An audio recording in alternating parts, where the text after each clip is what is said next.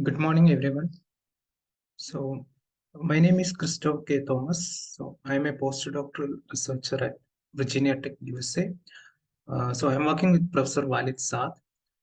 So, I'm glad that I got an opportunity to give an invited talk at NCC conducted at IIT Guwahati. So, the title of the talk is Towards Emergent Semantic Communications using Neuro-Symbolic Causal Reasoning and Signaling Game. So before going into the details of the topic, first I talk about the motivation behind the semantic communications. So AI nativeness is expected to be a disruptive technology for 6G wireless and beyond.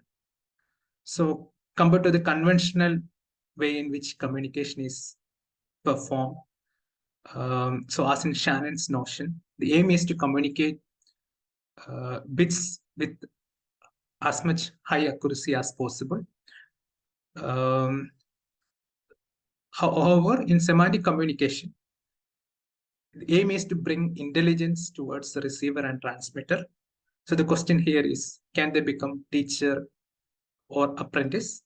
So semantic communication allows the teacher to disentangle different contextual patterns from the source information and extract meanings, which are the semantics, that can be used to teach the apprentice, which may not have any information or knowledge at all in the beginning. Semantic representations with desirable properties are exchanged instead of raw data. So this means that it will result in judicious usage of communication resources and let us do more with fewer bits of information communicated.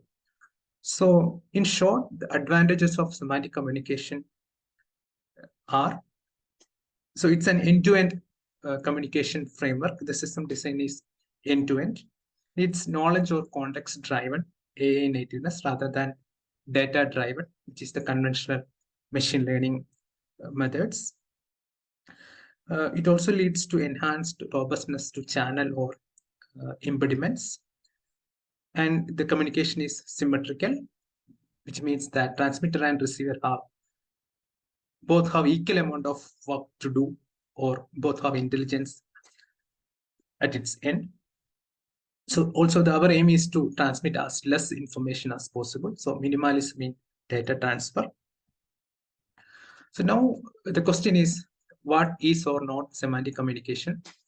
So one could argue that we already did this using other techniques, like, for example, data compression. So one could actually compress the data using conventional signal processing or AI methods and then just send the information. But this is not data compression. Indeed, in semantic communication, it leverages the memory of observations to ultimately learn structure from those data and reuse it, unlike data compression. And it's also not application-aware communications. So it's much more beyond application-level information. And it's not goal-oriented. It's not just goal-oriented communications, whereby the transmitter and receiver must have cooperative or competing goals with respect to environments. So semantic communication does apply to general wireless communication applications rather than just goal-oriented communications. So what is semantic communications? So it paves the path towards AI native wireless systems. So instead of just extracting features from the data, it tries to derive structure in the data. So that's what the meaning or the context information, which gets eventually transmitted to the receiving end. So it leverages on causality and associational relations in the data to learn a representation, learn a semantic representation and communicate them. So it's really based on reasoning-based AI systems. And it's symmetric communication, in contrast to a passive receiver that merely reconstructs the conveyed message.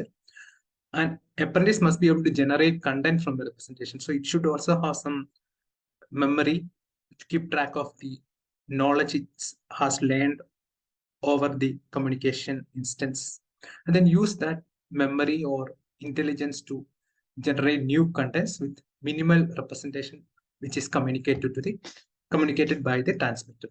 So these are the main differences when we say semantic communications compared to classical wireless systems or classical AA-based wireless systems. So in order to build a semantic communication system, the key pillars are the following.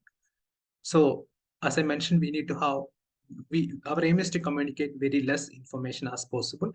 So we need to have a minimally sufficient semantic representation of the data, which actually contains or captures the structure present in the data.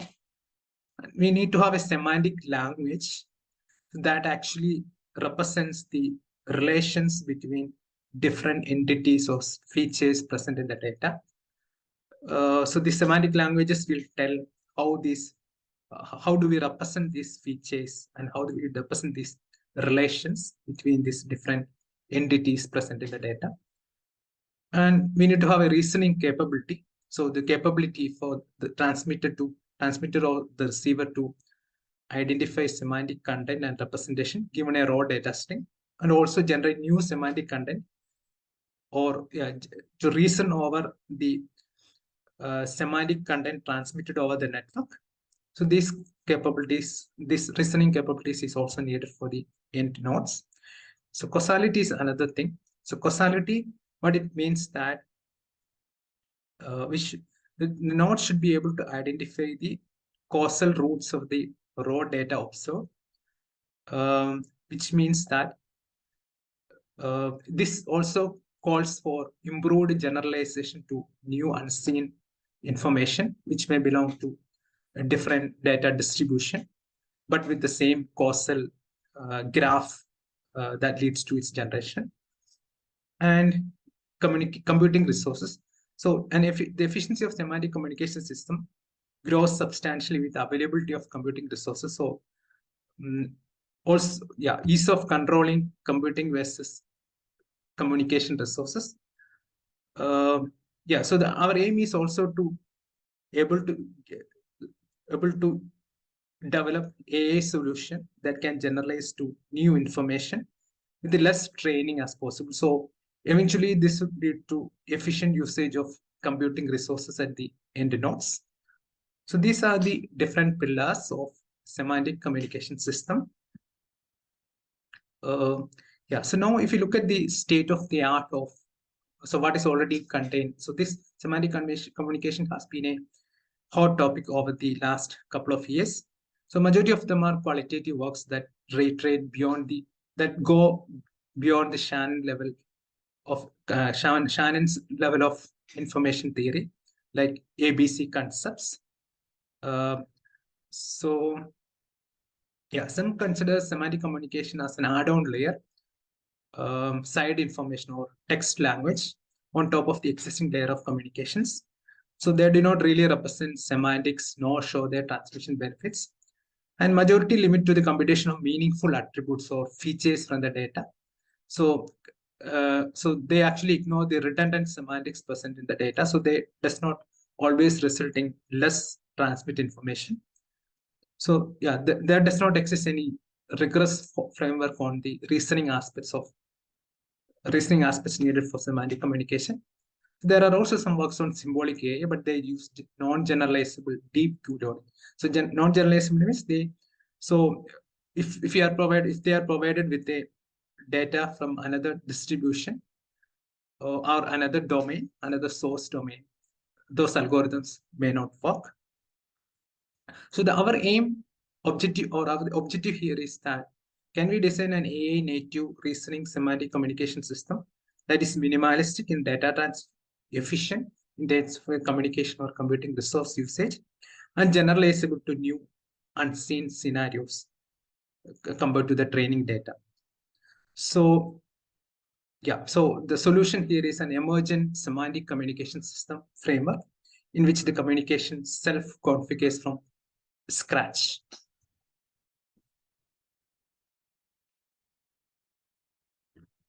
So further, we look at the proposed emergent semantic communication system model. So we have the world state observed by the speaker. So it's a point-to-point communication system which we are considering. So the transmitter is denoted as a speaker that observes the world state, and we extract the attributes from the observations, which are E. So the attributes are denoted SI. So we call them entities. And from the attributes or entities, the semantic state descriptor module generates the relation between these entities, which is the causal state description ZT. Then we encode it to generate the semantic representations U, which gets sent over the communication channel X. And then we extract the semantic state at the receiver, which is denoted as the listener, which is ZT hat. From that, listener does semantic reasoning to infer on certain other queries or tasks which listener is interested with. And then based on the reasoned data, it takes some actions on the environment. So that's the flow of the ESC system which we are considering. And yeah, so that's about the system model. And then particularly for the reasoning methods, we used recently popular neuro-symbolic artificial intelligence technique. So the advantages of neuro-symbolic AI are as here. So neuro-symbolic AI helps to represent rich knowledge present in the data via the relational aspects between entities, facts, or predicates or properties of the entities. And also it helps language compositionality, which means that we can combine simple concepts to form bigger concepts. So basically it's like, having the capability to understand simpler objects present in the data. For example, in this particular image, if the AI systems can understand the simpler objects, individual objects which are present in data, it should be able to,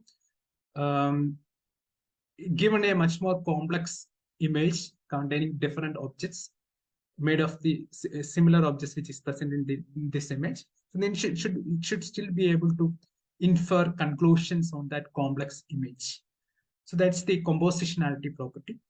So reasoning can be defined mathematically as having the properties of deductive logic, which means that if a object have, if a simpler object have a property R i's, so then now if you consider a much more complex object containing all these different properties, it should be able to imagine it as a new complex object with a combined property Rn. And also it should have the logical theorem proving capability. So basically, if there are two entities present in the data E0, E1, and they are related by a directed relations, let's say R1. So then, by combining such different causal state descriptions, it should be able to prove that this entity E0 is related to En via relation Rn. By individually working on each of these different causal state descriptions and combining them to prove the logical theorem as is here. So basically, neuro-symbolic system is a modular neural network with logical compositional structure. So now in our proposed ESC system, it has the following two different components which are crucial. So one is the language problem. So where actually the idea is to design an emergent language, emergent communicating language, which means that basically design this encoder distribution given a causal state description is that what is the appropriate encoder representation or semantic representation, and also the listener inference strategy, which is given the semantic representation and the context, what is the actually, how do we actually extract the state description itself, which is represented by this decoder inference distribution. Yeah, so now there is also the causal reasoning problem, which is basically about given these entities, how we can actually identify the relations that connect all these different entities. And this can actually be one robust method here is to represent it as a posterior distribution. So given the event, so what is the posterior distribution of these different entities? Just this can be described factorized as is here. So probability of Si given the parents of Si. So means which all other variables this Si depends condition upon. So we can actually draw a graph based on this posterior distribution, which can be called as the causal graph, describing the relations between different entities, so different entities present in the test. So basically, if there's a relation from S0 to S1, that will be represented by a directed edge from S0 to S1. Yeah, so that's the at the listener side, it does some semantic reasoning. So given this Z hat, what it does is, what is the so it has certain queries phi I belonging to set phi. So basically it says, so what is the value of this query phi I given this extracted state description. So that is the listener semantic reasoning representation or framework here. Yeah, so in our system, how do we define semantics is this causal state description derived at the transmitter side plus the logical formulas which the listener evaluates. So these two represent the semantic aspects in our system model.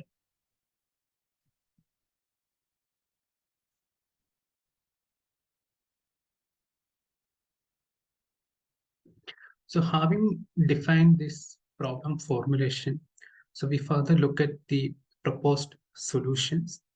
So we know now that there are two different problems which you are tackling. So one is the emergent language design and also the causality. So in the emergent language case, our aim is the language to be compositional and contextual.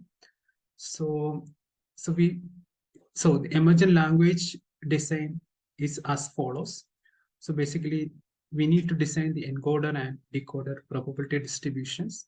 So at the listener side, yeah. So at the so basically this follows by starting the speaker as the listener asking certain questions to the speaker, some atomic questions or some simple questions, and then speaker responds by response as the answers to the listener. Then listener actually feeds back the listener's surprise on receiving this answer. So the surprise means that it's decoder inference distribution, which tells you how much uncertainty is remaining in the extracted semantic state after receiving the response from the speaker. So in this way, the information exchange as question and answers continues between the speaker and the listener until these probability distributions converges to converges. So that's how this emergent language formulation happens. So now, if you look at a simple example, if we assume that the information which is to be communicated is some images with different objects with properties, shape, the different shape, color, and style. And let's assume that certain combination of shape, color, style leads to similar semantics at the receiver side, semantics in similar conclusions. Similarly, yeah, let's say phi 1 and certain others that leads to phi 2. So there are only two different possible conclusions we can make, which depends upon this combination of shape, color, and style. So yeah, so basically semantically there are two distinct states of it. So all the 32, okay, so here there are 64 possible different objects. So 32 different objects leads to same semantic set. So they can be encoded using the same transmit signal, and 32 others can be encoded using the another transmit signal. So that's how the encoder works here. So encoder understands listener's intent based on the semantics, based on the semantic information the listener extracts from the data it communicates. And based on this semantic information, it actually encodes this different causal states using same signal or distinct signals. So that's the aim in the emergent language part.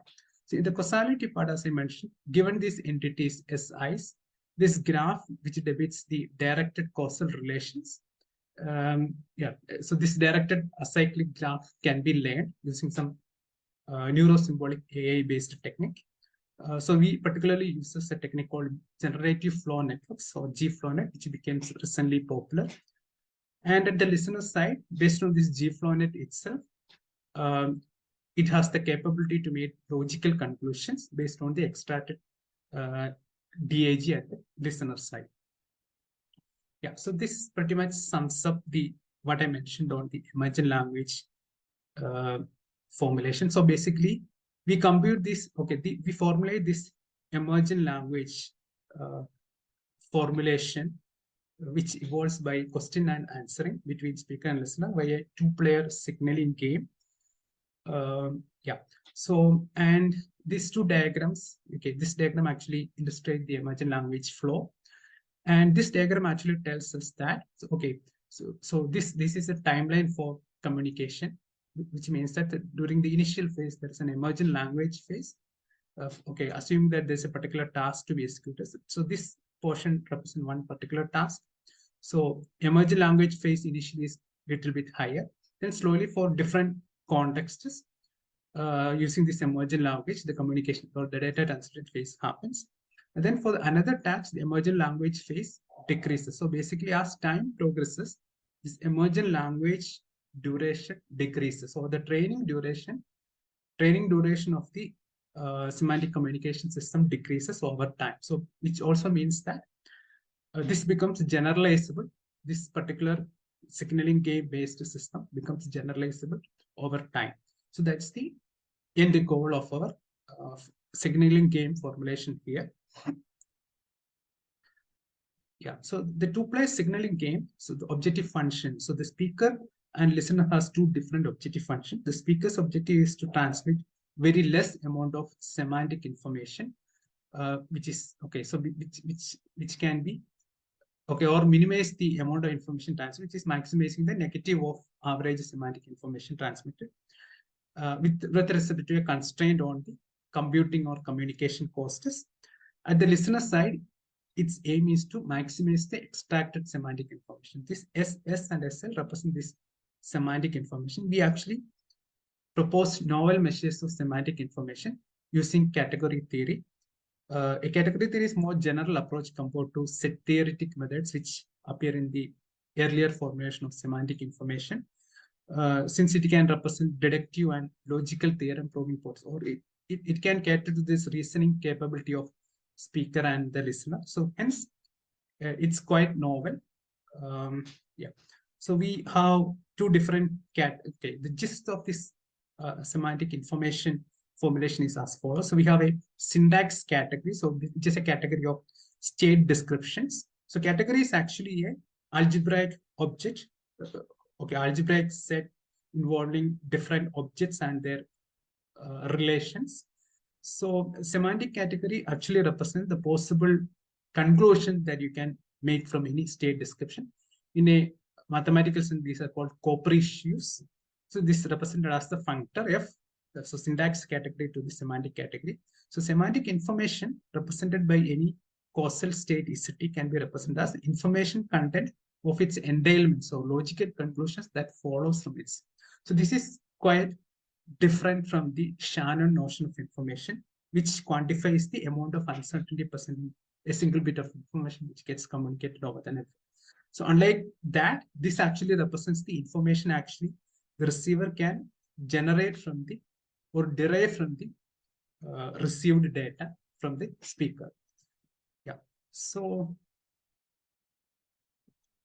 now, having formulated the signaling game, we look at some theoretical results on the derivation of the Nash equilibrium for this signaling game. So as mentioned, U and W represent the syntax, or U represent the representation space, and W represents the syntactic space, which represents the space of all causal state description. The cases like where the representation space has cardinality 1, where you always send a single signal, or the case when cardinality of syntactic can representation space are equal are not of interest, because our aim is to send as minimum information as possible, but at the same time, it should communicate maximum semantic information at the receiver side. So we consider a case where cardinality of U is less than the cardinality of W, strictly less than the cardinality of W. So we actually theoretically derived the conditions under which we can formulate an optimal transmit signal, which transmits very less information, and at the same time let the receiver extract maximum semantic information. This corresponds to a Voronoi tessellation of syntactic space. So the syntactic space you can divide partition as is for heroes, where each partition corresponds to a single transmit signal. So this partition is such that any transmit signal U here represents the average state in this particular partition optimally. So optimally in a semantic sense, so which means that distance. So every state here, every state in this partition has minimum semantic distance to this transmit signal compared to any other partition. So that's the semantic distance in this sense actually means that so we are not considering the distance in the Euclidean sense, but in the semantic space, which means that so if you want to compute the distance between two state description, Z and Z hat in the semantic sense, this means that the amount of the amount of distinct logical conclusion these two state descriptions can make. That distinct logical conclusions will tell you how much difference in a semantic sense these two state descriptions contain. So that's the semantic distance measure.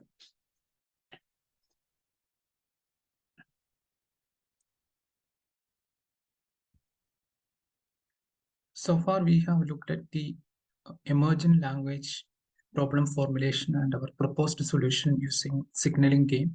So now, further, we look at the causal reasoning part at the speaker and at the transmit listener.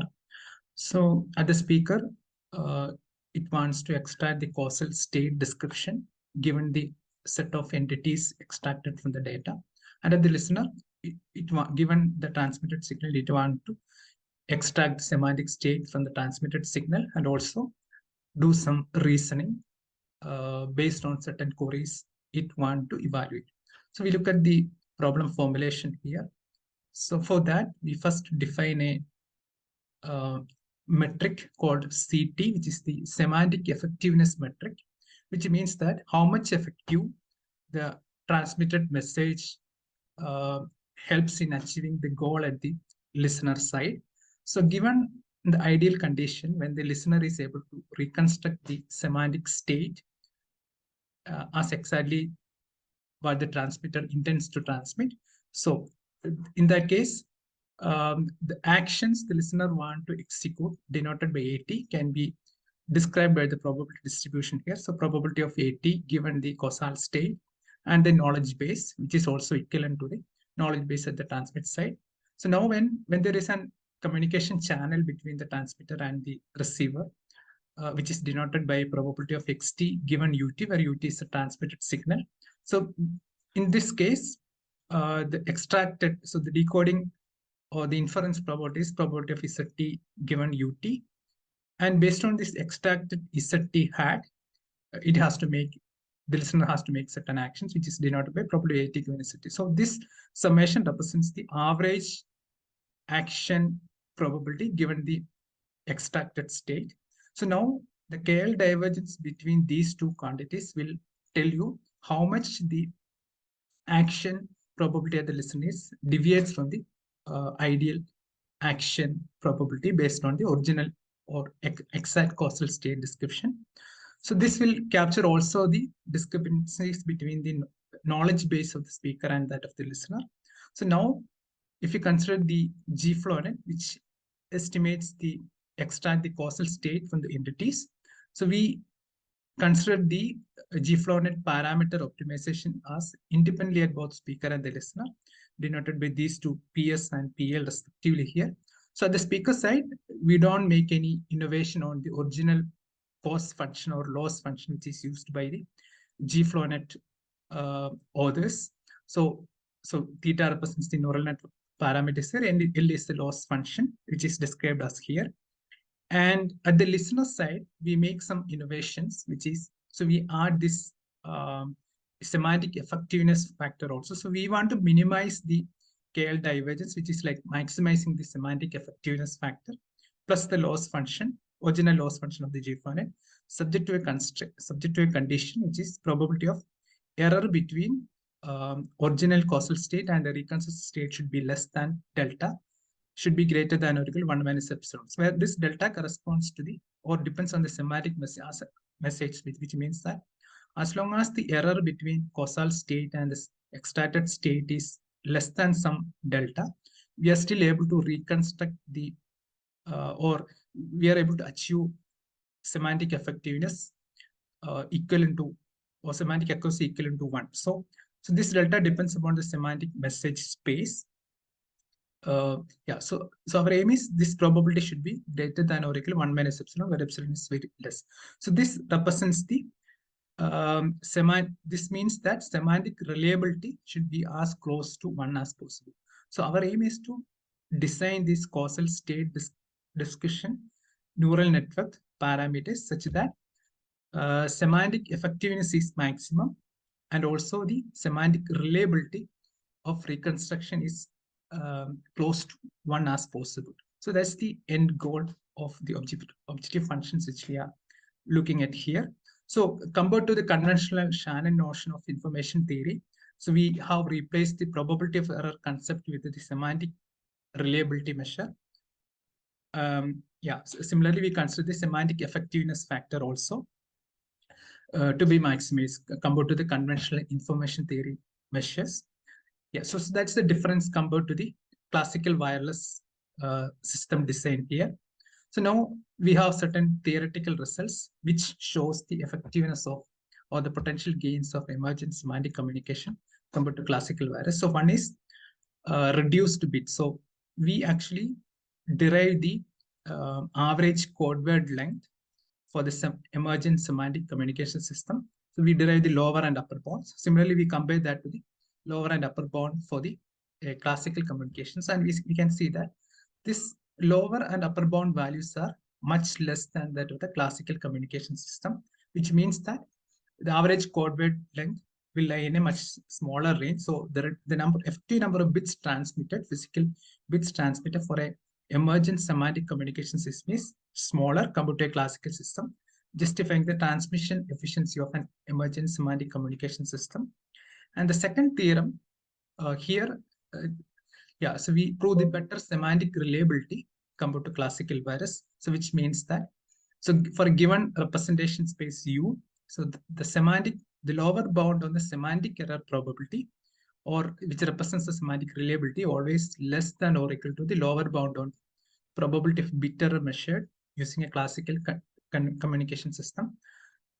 Yeah, so which the key point here is that inducing reasoning plus emergent language at speaker and listener can improve semantic reliability compared to classical communication system.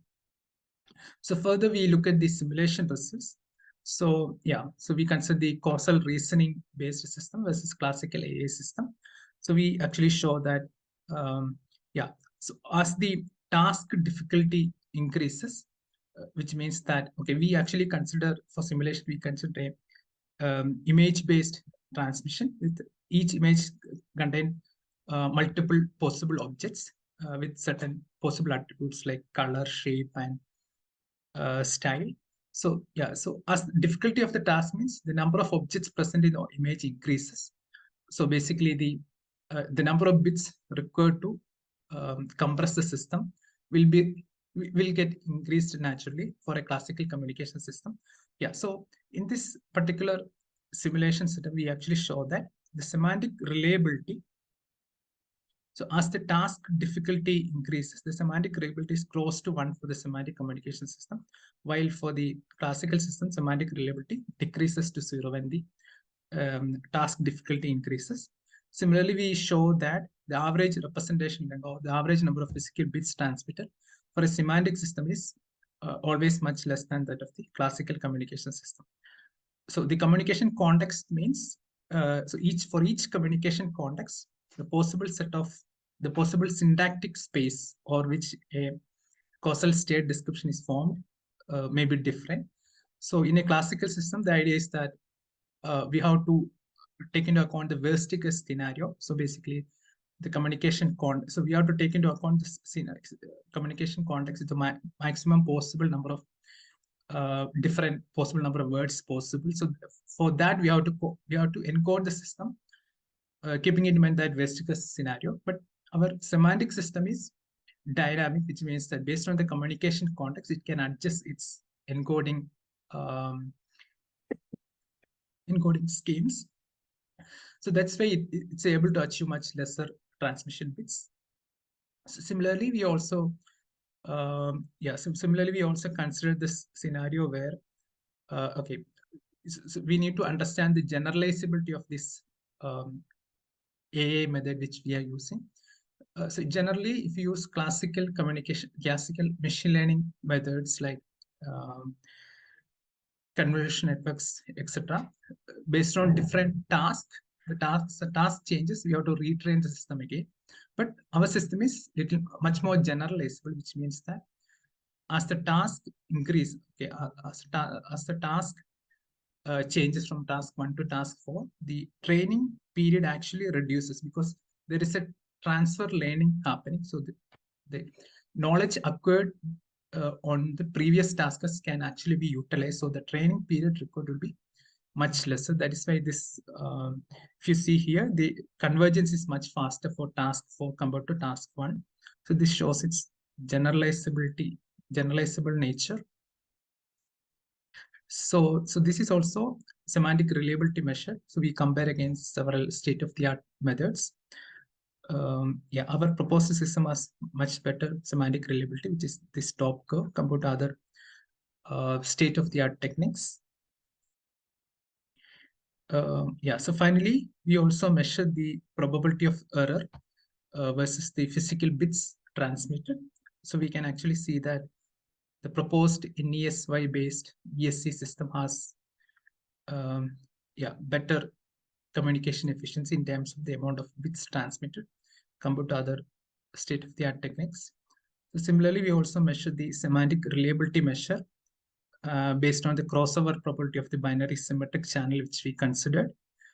This also shows that our proposed system has better semantic reliability. So 1 minus semantic reliability is lesser for the proposed system compared to the state-of-the-art techniques. So that concludes the presentation here. And I'm open to any questions you may have. Thank you.